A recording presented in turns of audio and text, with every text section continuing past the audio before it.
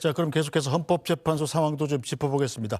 자, 양만희 논설위원. 네. 지금 헌재에서 가장 큰 쟁점이 되고 있는 게 탄핵소추 이후에서 이른바 내란죄를 민주당이 삭제했다는 것 아니겠어요? 이 같은 문건을 가지고 입장이 여야가 극명하게 엇갈리는데 누구 말이 맞는 겁니까?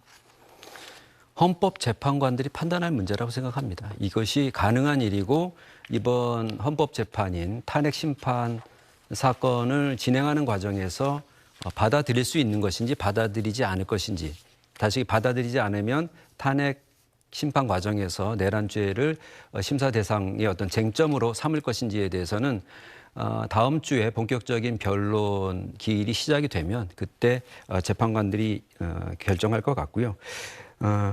이게 결국 이 당리당략의 측면에서 보자면은 시간 싸움입니다. 그러니까 야권 입장에서는 이게 없어도 탄핵할 수 있겠다라는 생각을 하는 것 같고, 근데 국민의힘 입장에서 보면은 이게 사실 내란죄라고 하는 부분을 다투자라고 하는 거는 이렇게 해서 만약 이게 들어가게 될 경우 인정되면 사실 탄핵 가능성이 높아지는 것인데, 이거 굳이 넣자라고 얘기하는 것은 결국 없어도 탄핵이 될 수 있다라는 판단을 했다고 볼 수밖에 없고, 결국은 이제 시간을 국민의힘 입장에서 이제 끌자라고 하는 판단을 하는 것이죠. 그렇다면은 이 당락이 있다고 했을 때 국민의 관점에서는 어떻게 봐야 할 것이냐. 지금 대단히 불안정한 상황이 계속되고 있지 않습니까?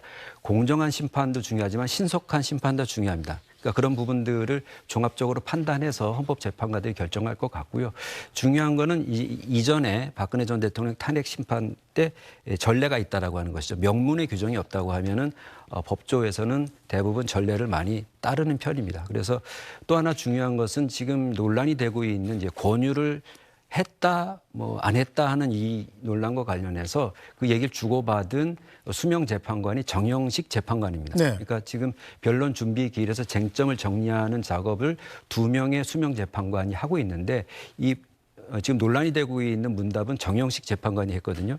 이 뭐 여러 보도에서도 나와 있긴 합니다만은 가장 보수적인 성향이 강한 재판관으로 알려져 있습니다. 그런데 지금 국민의힘에서는 이 재판관과 민주당이 뭔가 교감이 있었다, 짬짬이가 있었다, 이런 주장을 하는 것이거든요. 실제로 정영식 재판관과 민주당에서 그런 짬짬이 있었다고 주장을 하는 것인지에 대해서는 묻고 싶습니다. 네, 자, 이건 변호사님. 일단 여당에서는 탄핵소추안의 80%가 바로 내란죄 부분인데 이걸 뺀다면 국회에 다시 와서 탄핵소추 의결을 새로 해야 된다.